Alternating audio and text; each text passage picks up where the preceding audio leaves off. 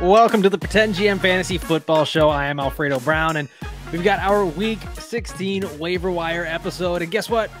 This could be the absolute worst episode of the year because I am solo. So it's going to be a little bit of a shorter show. I'm just going to go through some of the top waiver wire ads. And guys, it's getting bad out there. There's not a whole lot. So you might hear some repeat names, but for the most part, there's going to be some new names on here that, man, if you need someone to fill in a spot on your roster, times are getting desperate, I've got a couple names for you. So stay tuned throughout the whole thing. But before I go any further, we've got our giveaway going on right now. For those of you listening on Apple Podcasts, we're giving away a full-sized NFL football autographed by Denver Broncos running back Javonte Williams. All you have to do, leave a 5-star review on Apple Podcasts and then send that screenshot over to me on Twitter at the Pretend GM. And we will be announcing the winner on our award show, the Pretend GMmies. That's going to be after the fantasy playoffs have completed. So join us after week 17. We'll be announcing the winner of the signed Javonte Williams football.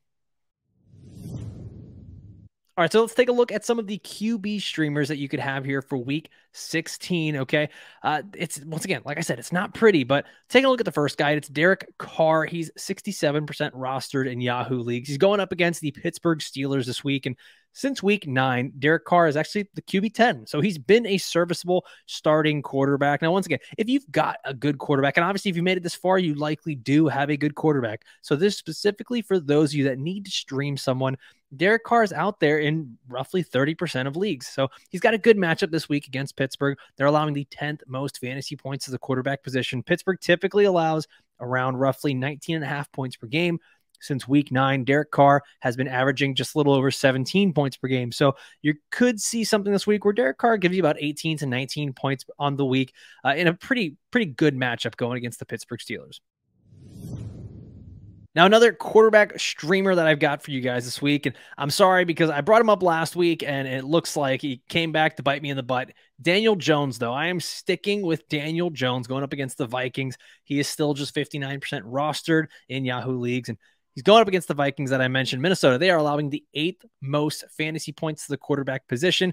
Daniel Jones, I know he had a down week against Washington. It was a little uncharacteristic of him to not be running the ball as much, and the passing game just really seemed to struggle. That whole Giants offense seemed to struggle, but this could be an offense where we could see a little bit more going on against the Minnesota Vikings defense that just hasn't been good all season.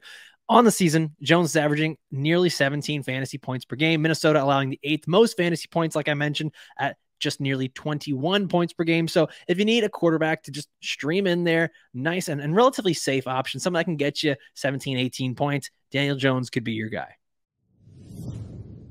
All right, let's get to the running back positions. And running back's a little bit different, okay? It's not so much about the matchup, but it's going to be a lot about usage, okay? At this point, if you do not have the RB1 overall from this week and last week, you're probably not getting him. And it's crazy to think that he's actually on the waiver wire in some leagues. It's Jerick McKinnon.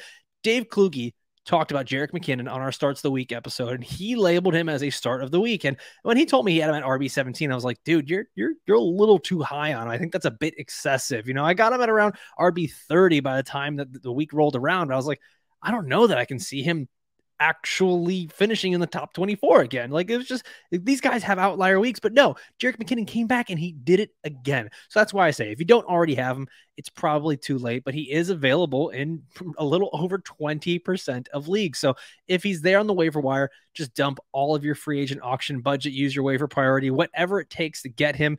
Like I said, he's had back-to-back RB1 overall weeks, not top 12, number 1. He's being used in the passing game. And man, the Chiefs offense, even though they went up against a Houston Texans team that was surprisingly good, they are just working Jerick McKinnon into a pretty major role in this backfield. He's doing everything that they wanted Clyde Edwards-Helaire to do earlier in the season, but Jerick McKinnon's actually doing it well. They've got a great matchup in week 16 going up against Seattle. So if he's available on your waiver wire, just dump everything into getting Jerick McKinnon on your roster.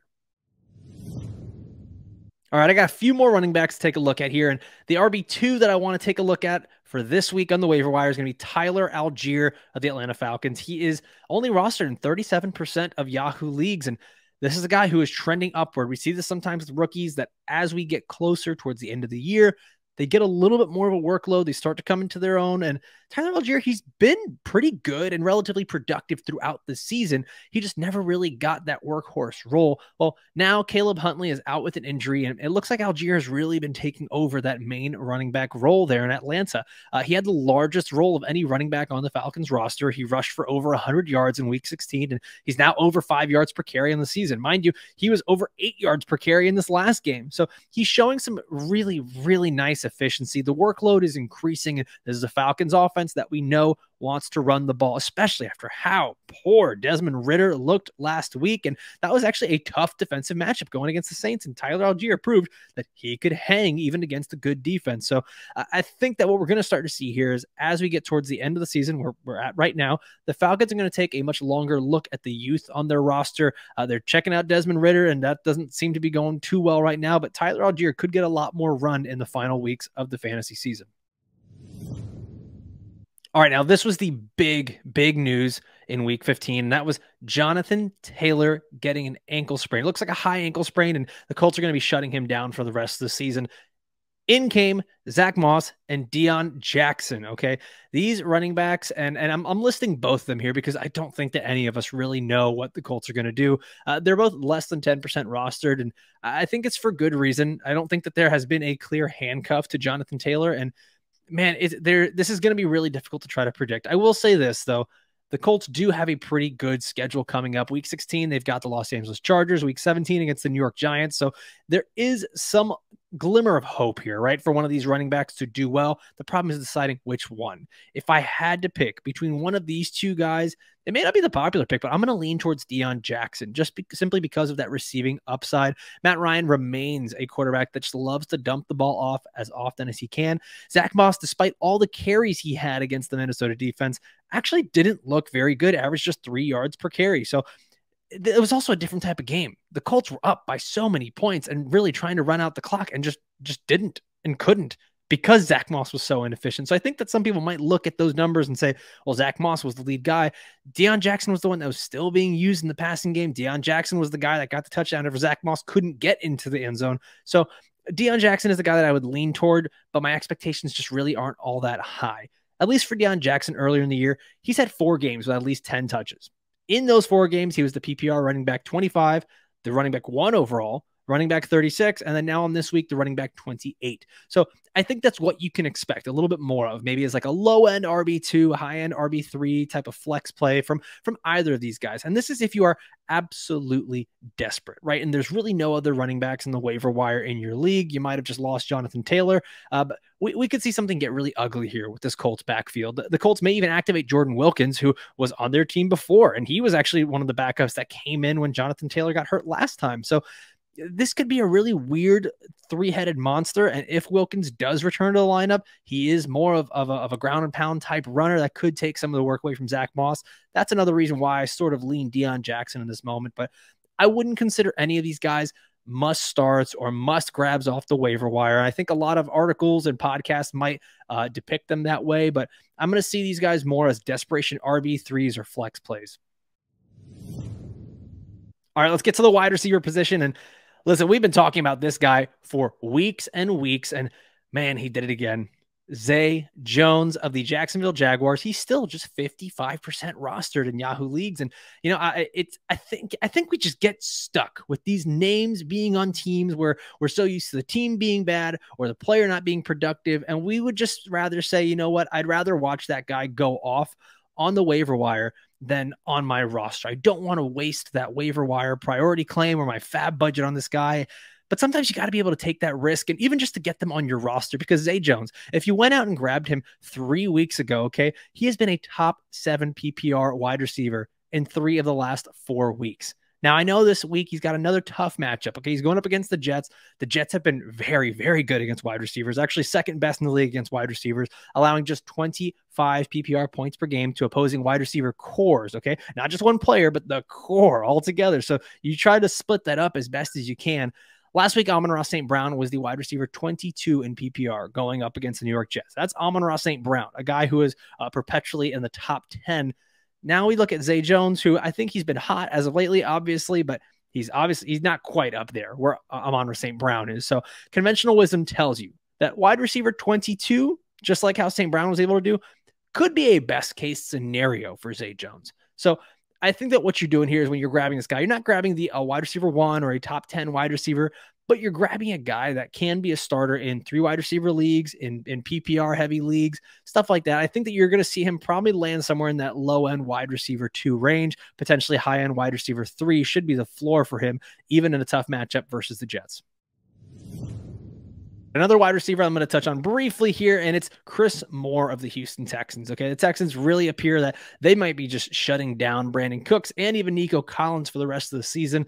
Things are starting to get out of hand, but you know what? The Texans have still been competing, and they've been keeping themselves in games, most recently against the Kansas City Chiefs. And well, we thought we might get a better game from Chris Moore going against the Kansas City Chiefs, and we didn't. We just simply didn't. He had 8 PPR points, and it wasn't exactly what we wanted, but he's got another big opportunity this week. And, you know, we've seen Chris Moore sort of ping pong back and forth in his career. He'll have a big game and come back down, and then have another big game and come back down. And it's not really the consistency that you're looking for.